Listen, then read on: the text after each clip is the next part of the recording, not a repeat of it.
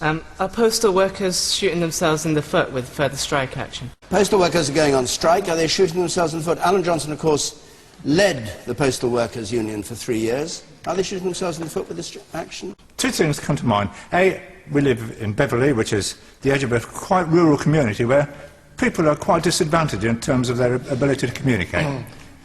The other thing that goes to my mind, I've recently finished working in Birmingham, been there for 6 years. During that 6 years, post offices closed all around me, so to the point where I was working was a 25-minute walk into the middle of town to the nearest post office. And carrying a heavy object, that's not funny. Nigel Farage. Yeah, I agree with the gentleman who made the point about the social service. I mean, the universal postal service, the fact that post offices matter in communities, I rather agree with that. I think it's a very important part of this country. It's been there, you know, for 150 years. With the implication plus. It should be subsidised. Are you in favour of that? However, well, let me just tell the untold story. And the untold story that, of course, these parties will not talk about is that as a result of 2 European Union directives, one of which was proposed by a Labour MEP. I know you don't like that fact, but it's true. The Royal Mail lost its ability to have a monopoly on the profitable part of its business.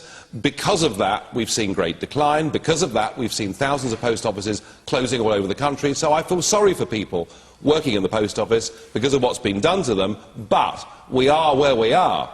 And the questioner asked, would they be shooting themselves in the foot? I would have thought the timing of this, right now, with the big Christmas contracts about to be booked, I would think it would be absolutely suicidal if there is a prolonged industrial action by the post office workers. It would be a catastrophe for them, and I urge them, difficult though their plight is, to sit round the table, thrash out a deal, and not to go on strike, because they'll be the losers. Is it really necessary to imprison someone for letting a 3-year-old smoke when our prisons are already close to full capacity? 18 months does seem a long time. Is it the first stage in imprisoning parents of smoking in front of their children? Nigel Farage. Well, I'm probably the only smoker on the panel, so it's probably a good one to answer. Yeah, I mean, they're demonising smoking in every way, and I think in most cases most unnecessarily. However, this is slightly different. Putting a lighted cigarette in the hand of a 3-year-old clearly is a bad and stupid thing to do. No doubt it was to make a film to show off to his mates or something like that. I don't know. I wouldn't have thought 18 months in prison was the answer, especially when we read in our newspapers every single week of people who've committed violent crimes, sexual crimes, have served pitifully small terms in prison and come out and re-offended. So the real answer is we've got an increase in the criminal base, Norman, in this country. Maybe some of them shouldn't be there, but there is a big increase in the criminal base. And personally, I have to say, I feel that we need to build a lot more prisons and put a lot more violent offenders away for far longer than we're doing right at the moment. Point from you, sir, and then we go on. Yes. Yeah, I'd like to ask, why is it after 8 years we're still playing catch-up with troops in Afghanistan? This is in the light of this week's announcement by the Prime Minister that 500 more troops were going to go to Afghanistan as long as they... Well, there were various caveats. If you're the Prime Minister and you're sending 500 more people out to Afghanistan, to say the condition is if we've got the right equipment, it does suggest that there's a possibility of sending without the right equipment, or they've previously been sent without the right equipment. Because he wants it's a fatuous thing to say. No, because you need to assure the British public that if we're sending another 500 out there, we send them out there with the equipment they need. OK, man in the second row at the back there. No, in the second row at the back. Yes, you, sir. I thought history would have taught us something. We already got 9,000 troops in Afghanistan, another 500. The Russians had 250,000.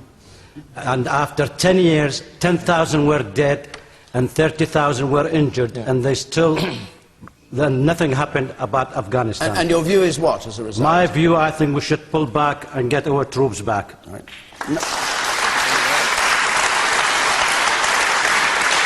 Nigel Farage. Isn't it amazing that the government announces there are 500 more troops to go to Afghanistan at the very same day that they announce that they're going to slash the training that we give Britain's brilliant and great value for money territorial army. I just can't believe it.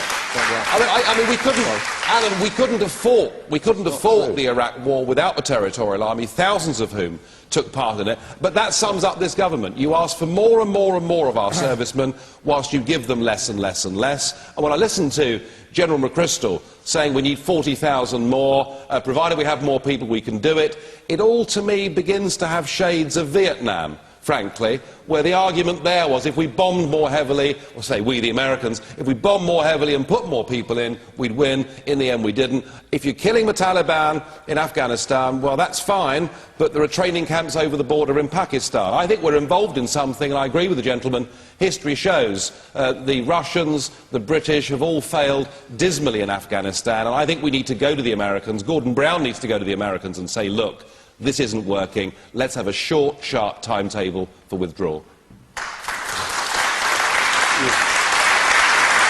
We've got to fight the war much more effectively, and I completely agree with everyone who says let's equip the troops properly and let's not send troops ill-equipped, because that's just monstrous to do that kind of thing to brave people. But there is a purpose behind this war, and I hope people in this country can remember that. I mean, OK, I understand the argument, but would you then advocate we fight them in Pakistan or fight them wherever else they are in the world? I mean, are we engaged in a war against Islam here? Is that what we're talking about? What is this? What is this? Joan Bakewell.